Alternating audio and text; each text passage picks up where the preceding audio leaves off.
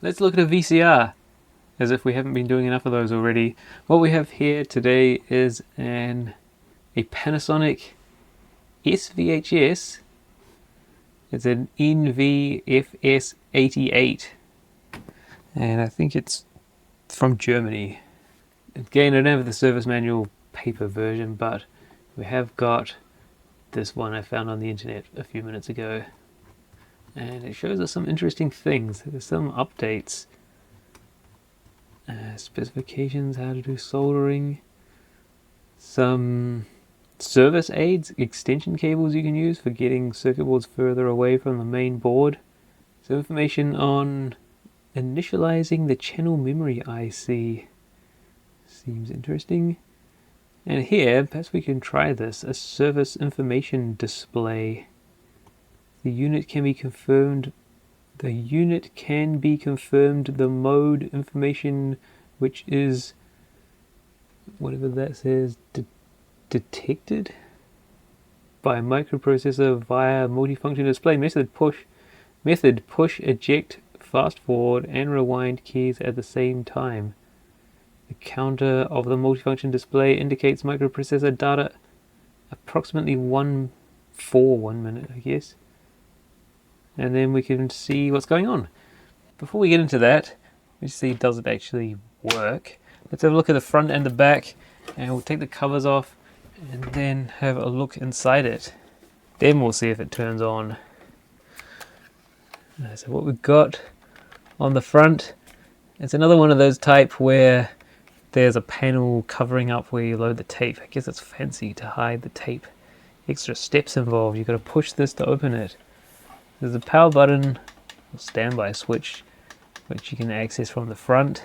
But to do anything else other than the nice jog shuttle control, push this to open that up.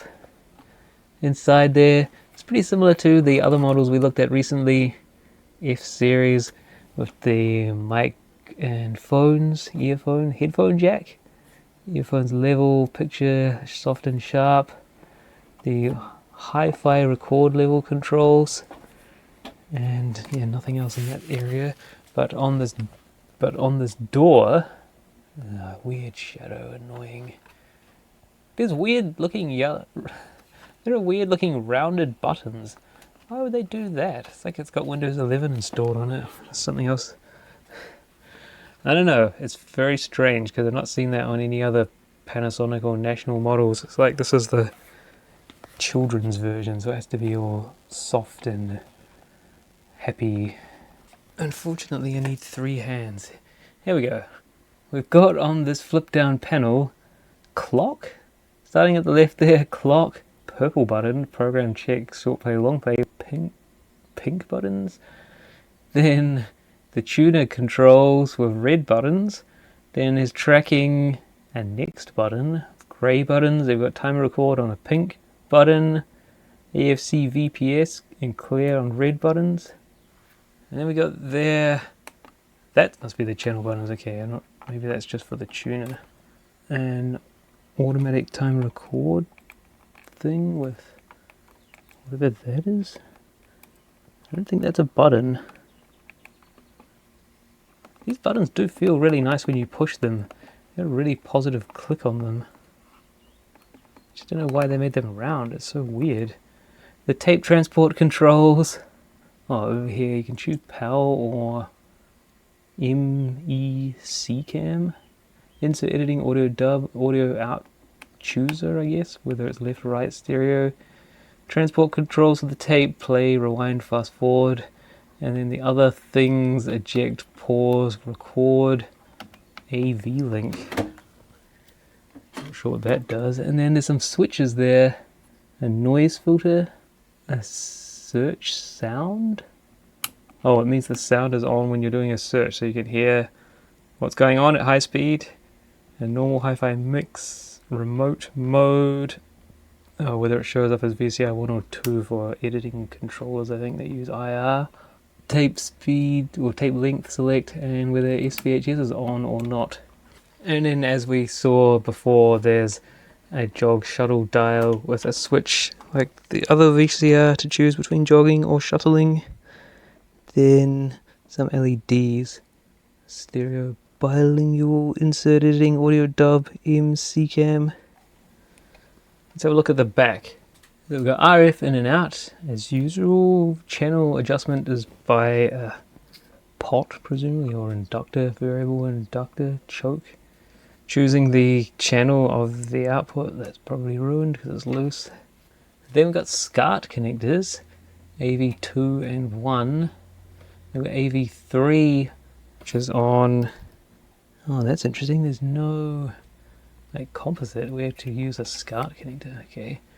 Yeah, AV3 in as audio only. Oh no, look, it uses the S-video, there's S-video in and out. And then there's audio out on these RCA plugs, and edit connector and sync edit. Yeah, that edit connector you can connect to some editing controller thingies. And then there's a power input connector over there. Heatsink hanging out the back. Let's take it apart, see what's going on inside, and then we can try it out. Found this thing, a way of extracting a somewhat normal connection from something that has SCART plugs on it. Or SCART sockets, so we'll make use of that later if we can get it going. For now, let's take the top off, have a look around inside. This is somewhat thicker, taller this way than the earlier two F series VCRs we're looking at. I guess this has extra stuff since it's S-VHS now. Look at that, all the good stuff. Even things like a bottom side connecting connector, some kind of side shielding, and a different power supply to what we've seen before. Hopefully that's not going to explode when we plug it in. And I do know, this is one of the more recent machines that I've tried to use, or also more recently acquired in the last couple of years, is that it's got a bad, the oil bearing in the head is bad, so I know that has happened on this, and I think there was something wrong with the connection to the head amp. I remember that seeming to be bad. Yeah, see, that screw has been mounted already because it would have been undone probably before I had a proper screwdriver. So it was a few years back. Let's try turning it on and see if anything happens. We'll work out what to do from there. Okay, well, it turns on, but the display is very, very dull. But yeah, at least it turns on. Perhaps we'll try loading a tape, see if that works.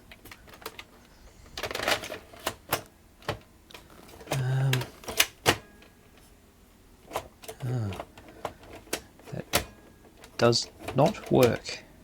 This seems very loose for some reason. Why is it like that?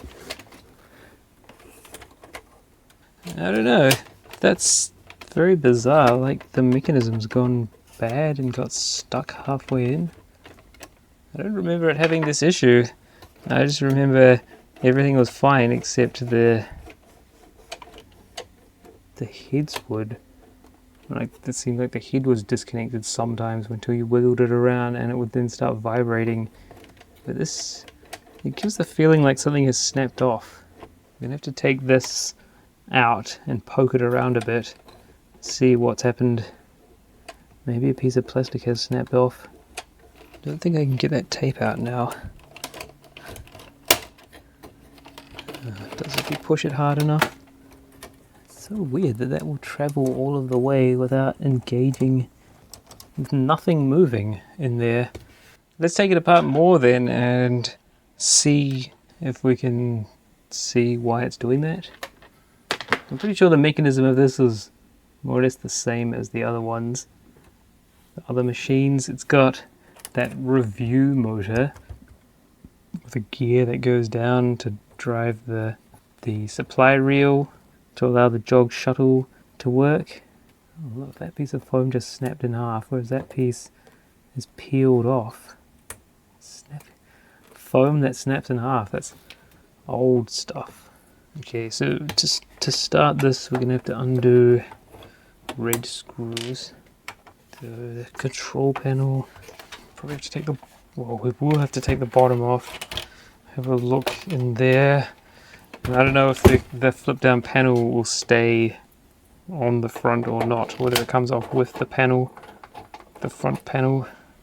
Find out. Just wondering if the mechanism will be covered by other boards, because it's quite a thick machine, so there must be a reason for that.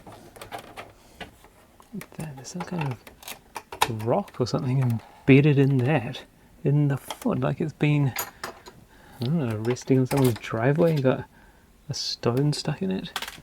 That's bizarre.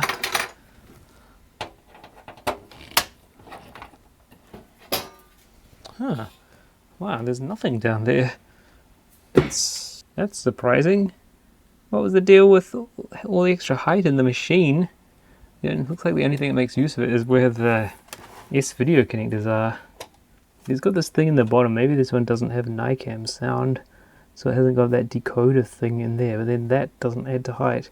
But there are posts here, well, things where flexible, it looks like they've provisioned for hinges to be clicked into there for a board that would go over this area, either onto these, or probably over to there, I think. Yeah, at that height, all the way in there and be able to hinge up. And it's similarly something that can go hinge on there over to, I don't know, some posts that are hidden by this metal bracket thing. Well, so since we can access that directly, we should be able to advance the mechanism through a bit and see what that does. Let's just see if we can get this front cover off. Not sure how much of this comes off as one piece or not. Pretty sure that bottom bit will be separate after this main bit's come off. Okay, so it's similar to that other machine where it has a, what was that similar machine, F70 maybe? Where it has that connector there, which connects to the jog shuttle control on the front panel with that interesting over the edge style socket. It's probably pretty much the same assembly in there as that other machine. And the door stayed here. That's convenient because it means we'll be able to operate it without having the rest of the front panel attached. Let's turn this. Oh yeah, it starts to do something. So it's not fully ruined.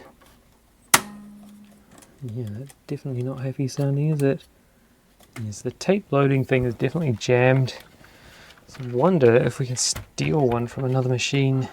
If we can't work out why this one's doing that, which means then the timing gets lost, but we don't have a choice there.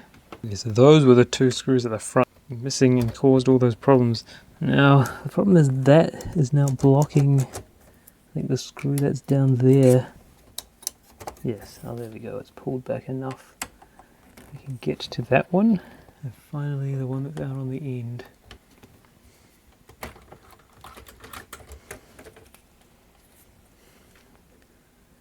Okay, so the timing is ruined now because I've taken that off.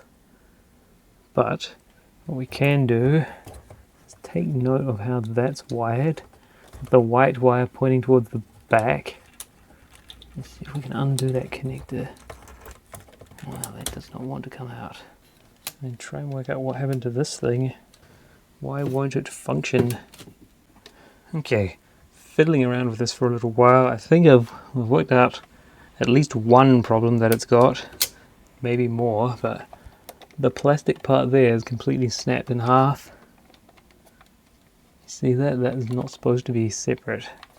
I think that whole bit, is that true?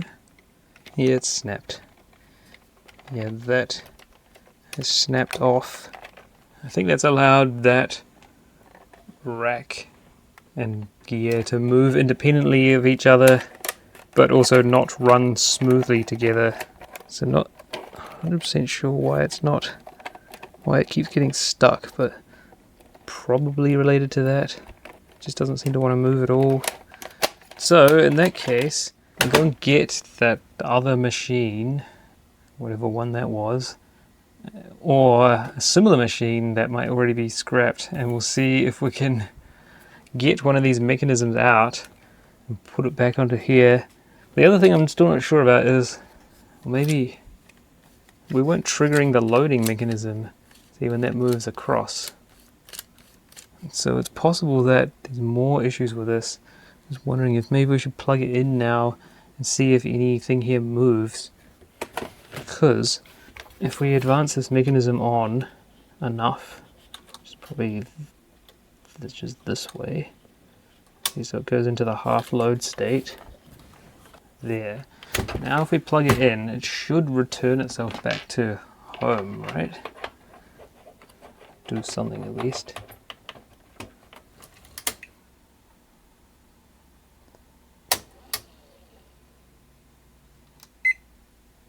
Did something, so we might be able to conclude to that from that it will respond if we put in a tape with a non-broken loading mechanism.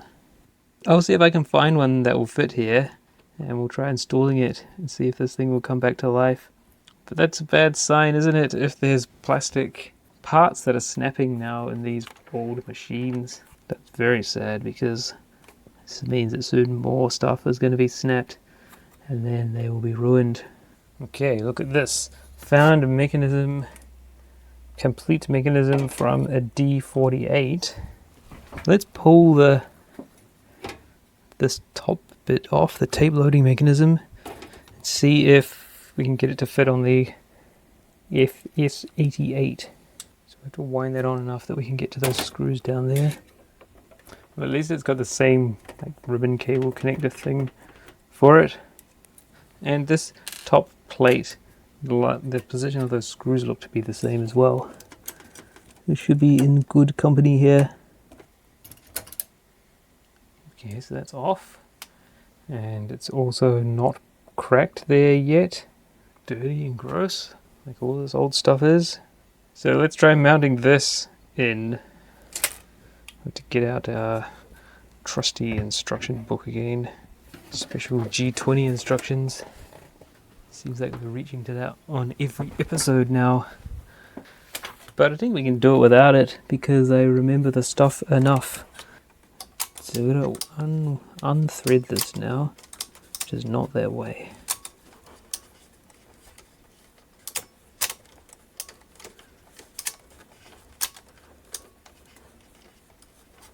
Okay, so you've got to wind it all the way till the mechanism stops,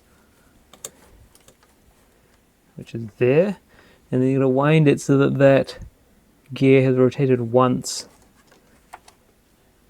which is there, and then get that exactly right, so that the little dot is there, and then the teeth above it are aligned, pointing exactly to the right, and you've got to get your this thing, the front loading mechanism, push it slightly so that the second tooth on the rack is exactly in line with that hole there, and then just plop it on without tweaking anything.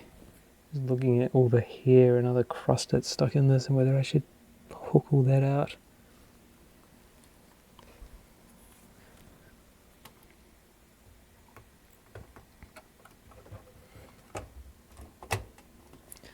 And then it's perfectly aligned. And quickly get the screws in before it decides to jump out. Okay, so now we've got to push this on a bit in order to get those front screws done up.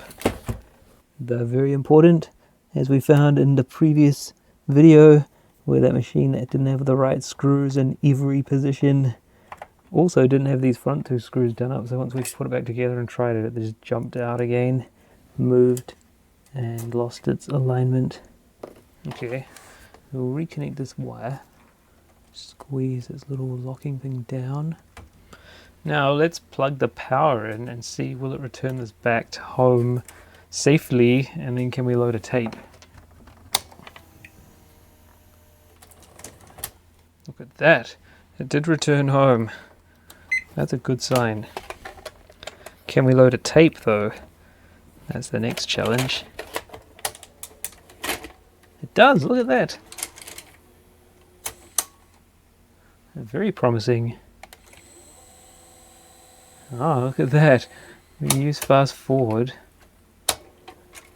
It starts off fast forwarding and threaded, then unthreads.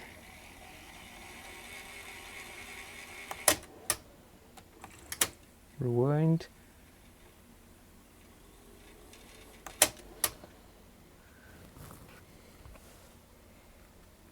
Okay. Oh yeah. And now it's, yeah, stopped rewinding fast forwarding, so it will go back to this threaded up state, ready to race. So perhaps we'll get out. Yeah, so I guess the only problem we had was, yeah, that plastic's cracked, which had messed up this thing. What a shame. Yeah, I did check those posts there that drag the tape out, that they were not stiff, because as we've seen, maybe we've seen before, yeah, those can go stiff and then they get stuck out and then the tape gets wrecked. Not what we want. So I'm going to connect up this SCART cable to one of these plugs. Get this turned around so I can see them. AV1, I guess. Seems like a good place to start. Now the thing I found, I can't remember what this SCART lead does, but another one that I have round, a fancier looking one that's thicker, the ins and outs that are written on the connectors is backwards. So it's referring to the device you're connecting it to, not to the thing that the cable is coming from, and that was really confusing because it means you've got to connect in to in, not in to out. So which way is this cable? I have no idea. We'll join it on using this contraption and see what happens. Oh, there we go. So it's, yeah, it is the one that said out. Okay, so this one is wired normally. Yeah, so the capture's not going to give much because the picture is very distorted. It's kind of doing the business, but it's not a very nice picture.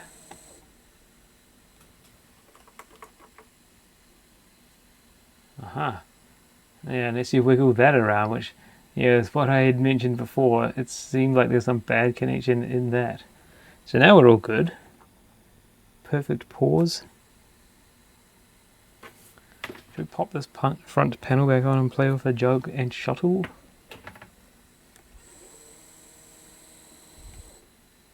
Yeah, that was true about the audio select buttons. If we see there, the display's lit up now, so it started off very dull and then gradually warmed up, I guess. Or that front glass has gone real crusty. This is very interesting because you see through that it looks like a yellow color, but really it's the blue of like normal VFD. So there's a red colored filter which makes the VFD go yellow. So that's mean that things that are green look yellow through it. I don't know. Weird. Yes, so there's a button. We'll just get distracted by all the things. An audio out button, which I suspected was for choosing what channel the audio output is. And yeah, look at that. You can choose left, right, normal audio, presumably, or the stereo hi-fi audio. And it looks like the hi-fi sound is working. If we bump off the tracking, you see it falls back to normal audio. So by pushing these tracking up and down buttons, we push them both, we'll jump back to being well tracked. So yeah, this is working nicely. Good donor loading mechanism from a D48. Works mint. And we might find after a while that the head starts vibrating. Yeah, there we go. It's making a vibrating noise now. Yeah, so it wasn't going to be long until it did that on its own. Probably next time it stopped rotating. I don't know if you can hear the noise of it. So if we eject it, so the head stops.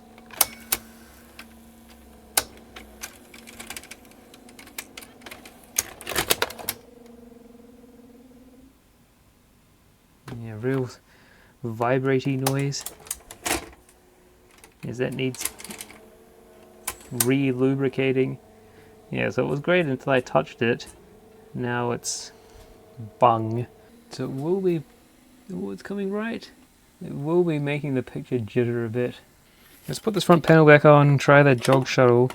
Although we're going to pull it off again to take this thing apart. So we need a B-cam. A B-cam, so we can see what's going on here. So it's not jog or shuttle. It's just whether you're doing jogging and shuttling. You see, if I push that button, it goes back to normal play. Push the button. See, it's now sitting pause because the shuttle control is in the center. So we wind that back. So we're now doing reverse play. Or we're doing slow motion reverse play. Normal play in reverse. You can hear that review motor going. All the good stuff under there is happening.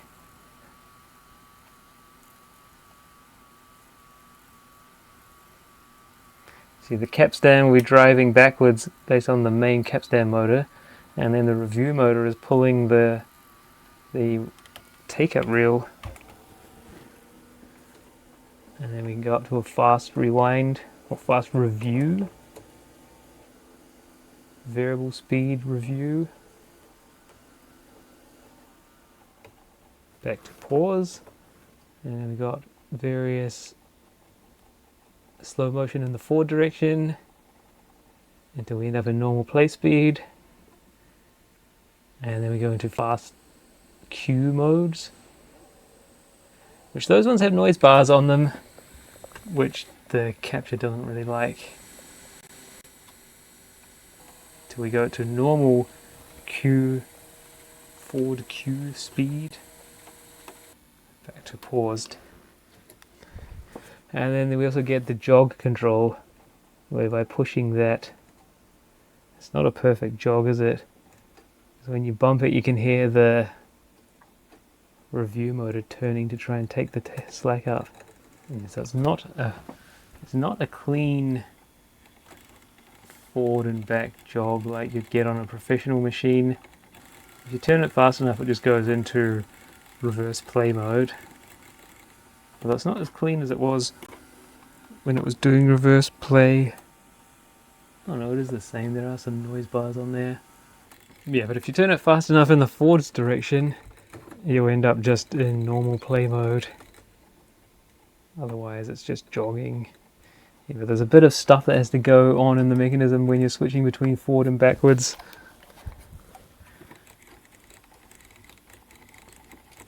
So it's not quite perfectly controlling the tape. Well, that's all well and good. I think it's good. We've also got, we looked at this remote before, and I think it didn't work on the machine that we tried to use it on. Possibly because, well, I don't know why I thought Panasonic remotes were common, but I'm pretty sure it goes with this machine because it has the same ugly little rounded buttons that it's got down on its control panel here. Oh yeah, look at that. By pushing these search plus and minus buttons, it started doing a search. That's good. And play, goes into play mode, stop mode, it starts vibrating, back to play mode. Yeah, so this remote does work. Good. I still haven't found the other remotes that go with all the other machines. Just take the batteries out of that so I can put it away without leaving leaky batteries, although these ones should be okay because they're the nice lithiums with USB-C charging on them. I don't want to lose those in a random remote. Right, so this machine is in pretty good working order-ish, sort of. There was a problem with this that seemed weird because we had to poke this around before it would start working initially, which is a sign of problems. Maybe there's a dry joint, something bad in the connector, could be on the head end or on this PCB end. I don't know, I don't think I investigated it other than pulling it off and putting it on a few times. I don't think I did much to work out why it's like that. Yeah, see now it's unscrewed, it's gone really sensitive to position. Could just be a dry joint on the circuit board. Perhaps we'll find out. Let's have a look. And we better hinge this out and have a look inside there as well. Looks like this is another one of those ones that hinges this way. Perhaps because that looks like a hinge there. That, I don't think so, that's just a cable clamping thingy. We've already looked in the bottom, there's not much going on in there, surprisingly. Guessing this chassis is used for various other models that have a bunch of other features, especially that the service manual, yeah, was for a bunch of different models. Let's just turn it on again and see if we can get it to that service display thing before we go tearing it apart. This thing here, it says hit eject, fast forward and rewind at the same time. Oh yeah, that's it, is it? It's got 000E0. That's all we get. So what does that mean? E0 normal, I guess. Service information, E0 is normal. This was 0, which isn't counted there. That was also 0, because we don't have anything. Yeah, it's normal, which is what we expect because there's no problem with it currently. Funnily enough. That's good. Alright, let's take it apart. First stop, we'll have a look at this head amp. Let's see what it's got going on. Oh, that doesn't want to come out. It's one of those weird ones where it's like IDC terminated rather than the crimped pins inserted into a housing. Let's see, what let this come apart. Oh, maybe? Is it that easy? Not sure, but you see that? That end pin there seems to have very little solder. It's got more than none, so I'm not convinced that is the problem. Unless it's quite a dry joint. So it looks fine around the other side of it. There's definitely a void around this side. Yeah, you can see there's quite a bit of stuff going on in there. Surface mount parts on the bottom, been through the wave, got scavenger pads there so they don't bridge. Big long ones on there, on the other side. Not very much. A sealed package, probably some kind of op-amp thing. Some interesting looking capacitors that are warm, possibly not a good sign. Slightly warm. We'll try resoldering that, and maybe we should pull the head out as well. Take a look in there. You can see I've been in here before and I've removed this thing here, the head cleaning thing. Now I'm pretty sure you have to have this in, otherwise I had some problem once because I pulled off the wrong thing. So I pulled off the foam bit but left that, and then that smashed into the head and ruined it. But that doesn't seem to have happened here. But I don't know if we can take the whole thing out. Is that special shape used for something else? Don't know. Okay, we've got to solder that thing at least. I don't know if any of that was seen. Anyway, I wasn't watching. Let's have a look at taking the head out. Because we can't see from the bottom here whether it's got a problem or not, because that part we want to look at is covered by the plastic part of the chassis. Just loosen those screws, but we have to first get the grounding strap thing removed, which is also a number 2 screw. Some of those are using number 1s.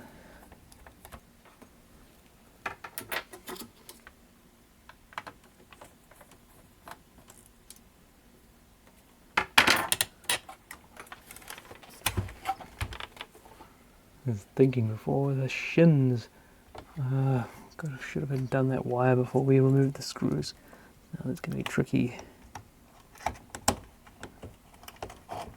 No, that's long enough. Okay.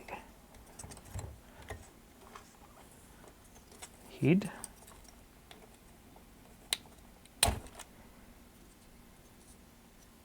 Crust on it.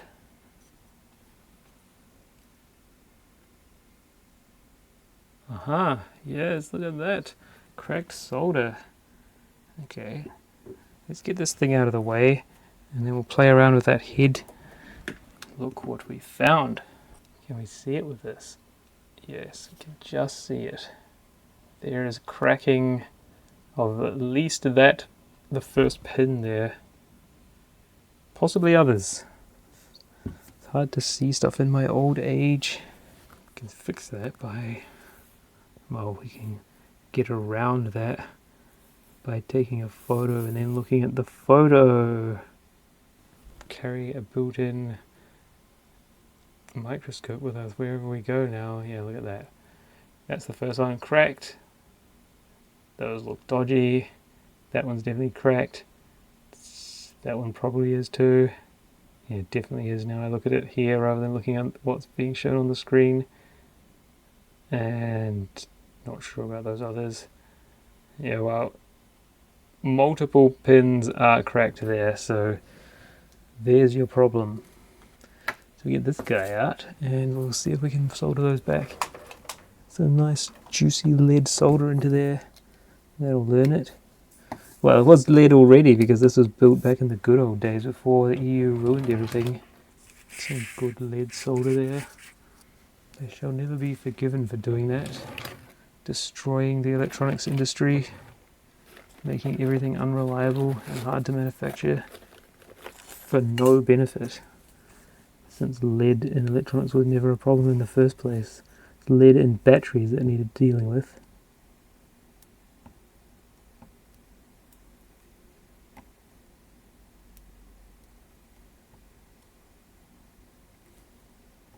One pin bent over. Well, the other one there is probably so it doesn't float away in the wave soldering. Probably machine inserted and clinched.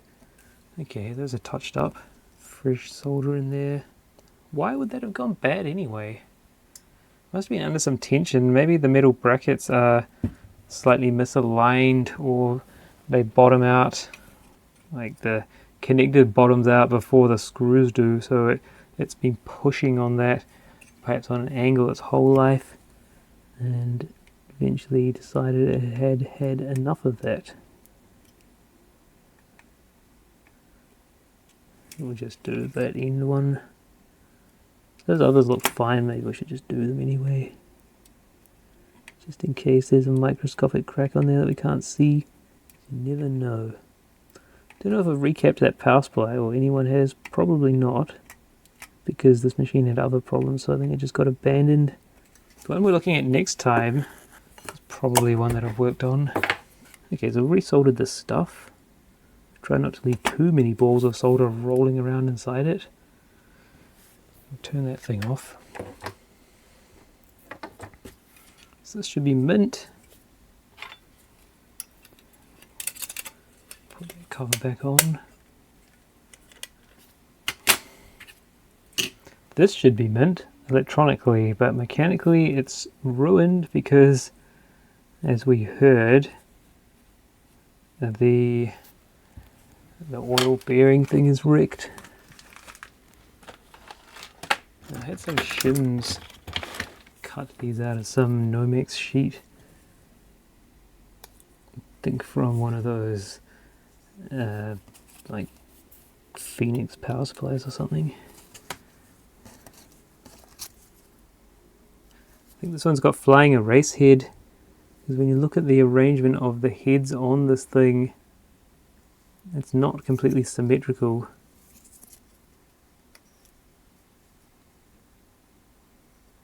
You see what's happening here? We've got the two main video heads there. Pretty sure that's them. And then we've got the audio heads up on the angle there.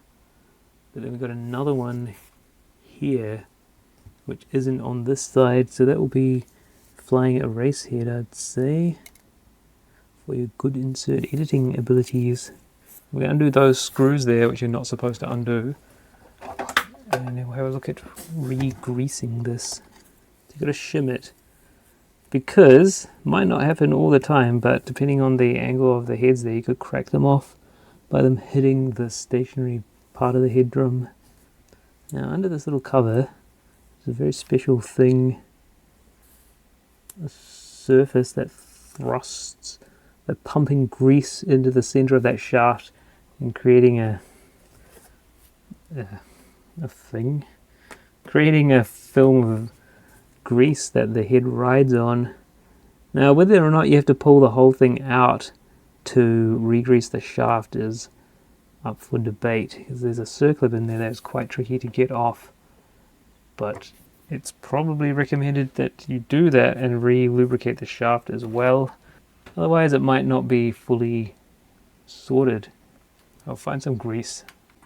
Alright, the circlip came out, and the method that I used, maybe we shouldn't talk about it, was that I put the tweezers down between that gap in the circlip and then forced this flat screwdriver down the center of the tweezers to open them up. And yeah, that did it. So now, with our clean hands, we can pull the head drum off of the other bit. Like that. Then we can take a look at that shaft. Wipe these surfaces down so they're clean. Get rid of old grease. Fortunately, there's not much we can wipe down there because it's kind of blocked. Could wipe in here. Yeah, there we go. We can see the layout of the heads better now. Two, and then the extra one there. Flying erase with a counterbalance on the other side. One of those earwax remover things. Oh yeah, now we're talking. Alright, we'll put a few squirts of this grease down there. Squirt a bit of that down its hole, and then we'll put it back together carefully, very carefully. Do not slam that head down onto this part and wreck it. This grease is old.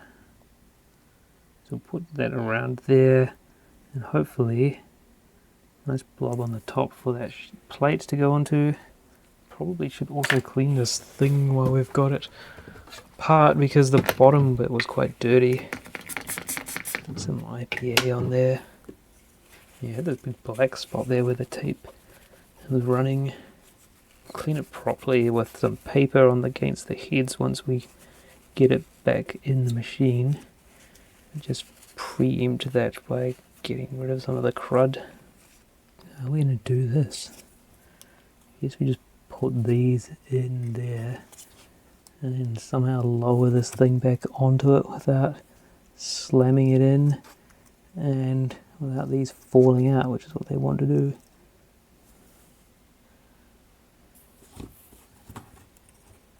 Because the magnets are going to pull it in.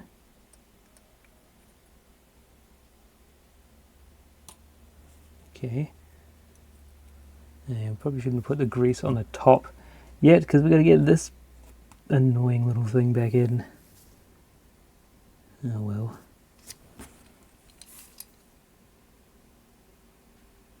That's going to be fun. It's probably going to get lost in the process or fly away and never be seen again. Yeah, so definitely don't put any grease on before you got the circlip in, because it doesn't help. So it's now just popped back into position. Easy. Now we'll reapply some grease. That will clean that again, because it's turned to crud from poking dirty screwdrivers and things into it. Make that nice and clean. Make that thrust plate thing nice and clean. A little bit of grease on there.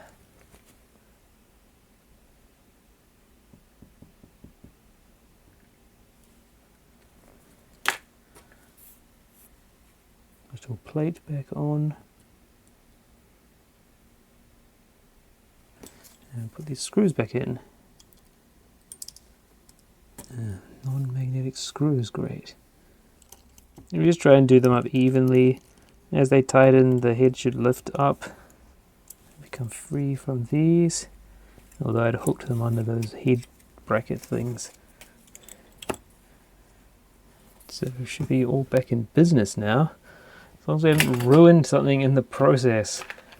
Very delicate things, very easy to ruin. Be careful. Not rough like I am. Right, we've got to clean this properly. Very important. Maybe we get it back in the machine before we clean it. Is that a good idea? Probably, because we're going to be grabbing hold of it to put it back in. The base bit is pretty much good because we gave that a good cleaning. The head drum part, it's got a lot of fingerprints on it now. Well, we'll clean that once it gets back inside. That will just hook into the plastic peg thing that it goes into. That's all good. Just get that up on its side, hold it in so it doesn't fall, and then we can get the screws back in for it.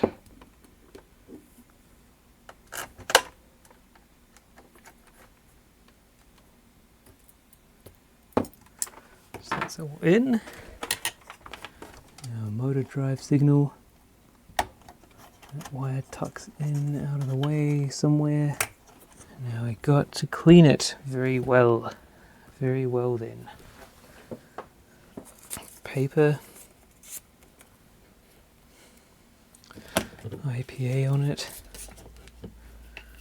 Hold it against the head.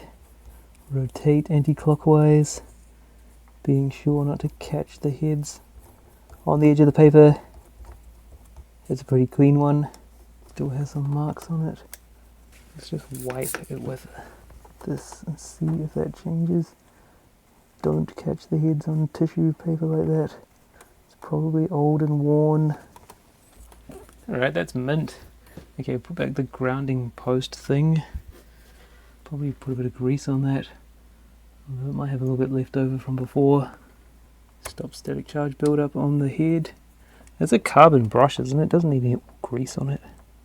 Don't know what it is. It's just something. Alright, head amp. Freshly resoldered. It does seem to sit up a little bit, so those screws going in will be forcing the connector down a bit. I guess we didn't check those connectors, did we?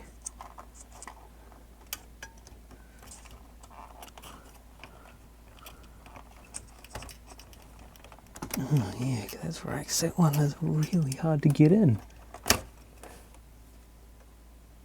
Stupid, what's that all about? I'm going to break that off trying to plug it back in. What a stupid thing that is.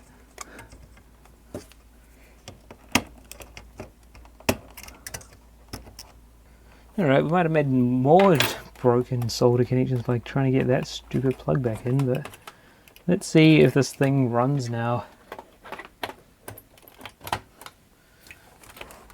Should be perfect working condition now.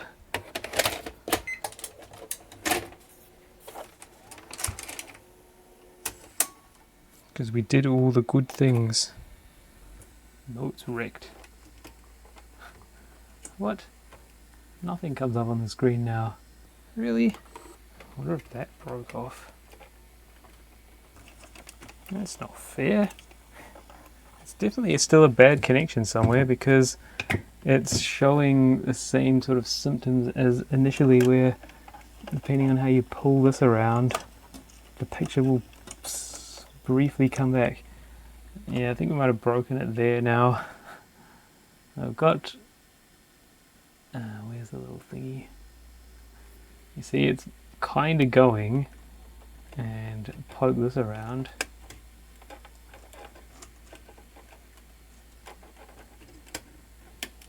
Okay, maybe it's not that. I don't know.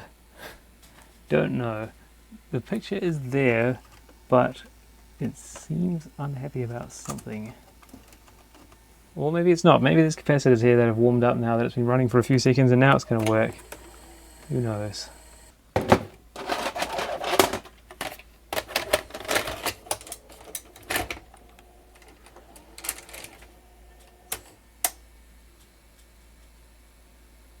So there wasn't a problem. It just needed to warm up for 15 seconds. Weird.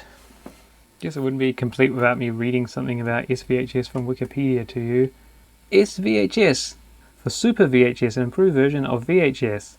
Victor Company of Japan introduced S-VHS in Japan in April 1987 with a HRS7000 VCR. Technical information. S-VHS improves the luminance resolution by increasing the luminance bandwidth. Increased bandwidth is possible because the increased luminance carrier from 3.4 MHz to 5.4 MHz. The luminance modulator bandwidth also increased in contrast to standard VHS frequencies of 3.8 MHz to 4.8 peak white. S-VHS uses a 5.4 MHz sync tip and 7 MHz peak white. Increased luminance bandwidth produced a 60% improvement in luminance picture detail, horizontal resolution of 420 lines per picture height versus VHS's 240 lines. The often quoted horizontal resolution of over 400, it means S-VHS captures greater picture detail than even NTSC analog, cable and broadcast TV, which is limited to about 330 television lines. In practice, when time-shifting TV programs on S-VHS equipment, the improvement over VHS is noticeable, yet the trained eye can easily tell the difference between live television and S-VHS recording of it. This is because S-VHS does not improve other key aspects of the video signal, particularly the chroma signal. In VHS, the chroma carrier is both severely bandwidth limited and noisy, a limitation that S-VHS did not address. Lack of color resolution was a deficiency shared by S-VHS contemporaries such as Hi8 and ED Beta, all of which were limited to 0.4 MHz or 30 lines of TV resolution. Very low resolution in the color. Audio recording remains the same. Interestingly, they show a picture there of a Panasonic NV-FS88 1000. I think we'll be looking at one of those in not very long. So that's exciting. There's definitely something like that in the pile coming up. Anyway, so for S-VHS is the same as VHS, but with improved luminance bandwidth. I probably read that in a very stink way, but anyway. This machine seems to be working well now, although I don't know why it had trouble at startup.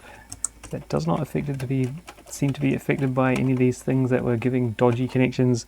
Let's see if we can lift this board up and have a look under there as the final part of this video.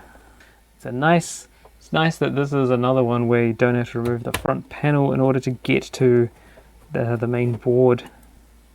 But in that case, let's put back 2 screws. Now we definitely need to unscrew that.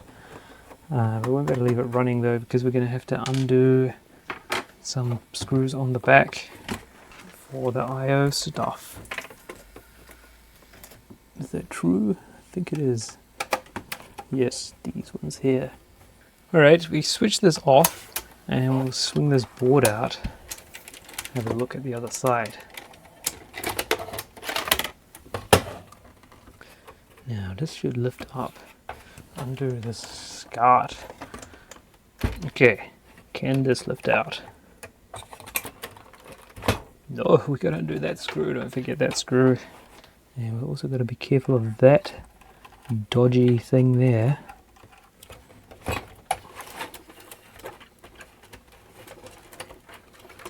And those ground wires, are they long enough? No. Okay, so we have to undo that.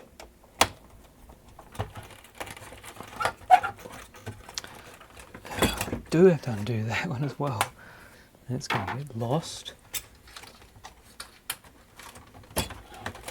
Alright, now this will hinge out. We can see the good stuff on the other side. Look at all that good stuff. Now, this is very similar to the what was it, 70? 65? Except the audio, hi-fi audio board now has got that McClord IC on this side, not on the back anymore. The TV tuner thing, RF modulator board there, that's more or less the same as it was before. Well, the same as what we saw on other machines. This servo board with quite hot heatsink under a plastic cover to stop it breathing. Weird. That's pretty much the same as on the earlier models. System control stuff. There's the main processor on the other side of there. Double-sided boards. But then this luminance chrominance stuff is a bit different, as you would expect, because it's got the S-VHS circuitry in it now as well. And yeah, it looks like those boards do unplug, so that business about getting some extenders to do the servicing, so you can unplug these boards from the main board if you're brave, and then plug some extension cords in between them so that you can probe them about and work on them while still being able to operate the machine. That's pretty nice. Shame they don't include those. You have to buy it as a separate servicing aid for a huge amount of money probably. And that's the S video signals there coming off a connector down there. And they just go to a little panel which comes out the back with the S video plugs, little mini DINs. Okay, let's see if we can get this thing back in. Great.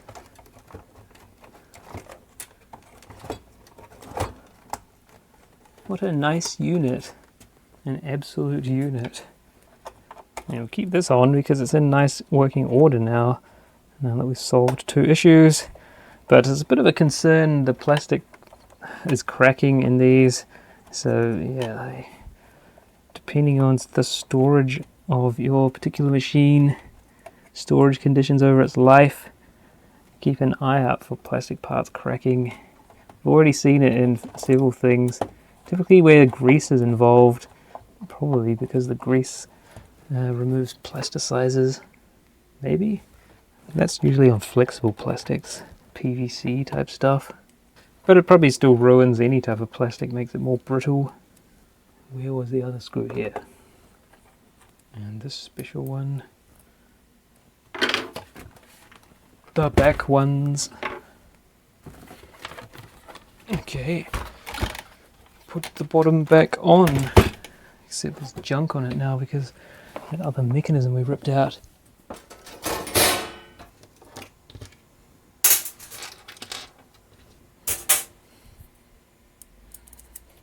Thought we were getting near the end of consumer VCRs from my piles and collections, but we're just nearly getting to the end of the National Panasonic branded ones. Still mountains of other ones. Well, maybe not mountains, but a reasonable amount of various betas. Video 2000. Oh, that's not clips. Did some screws just fall in? That was a very bad idea putting them on there, wasn't it? Did they all just go down that hole?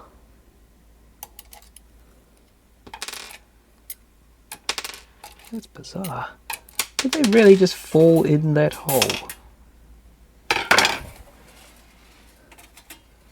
Strange. How did they all do that at once? I had to look back at the video to see that. Yeah, I thought those 2 bits there were clips that I'd needed to push the panel under, but they're not. Hopefully there weren't any more lost in there. Just put these in loosely. I think we got them all. Yeah, so there's at least 40 other VCRs to go through, not including portable VCRs, so probably like 50 or more. So yeah, we're strapped in for another year or so. Haven't even barely touched video cameras yet. Laserdisc players too, got heaps of those. There you go. Well, hopefully that was an interesting look at this Panasonic NV-FS88 Super VHS Hi-Fi Stereo, 625 lines apparently, VHS recorder.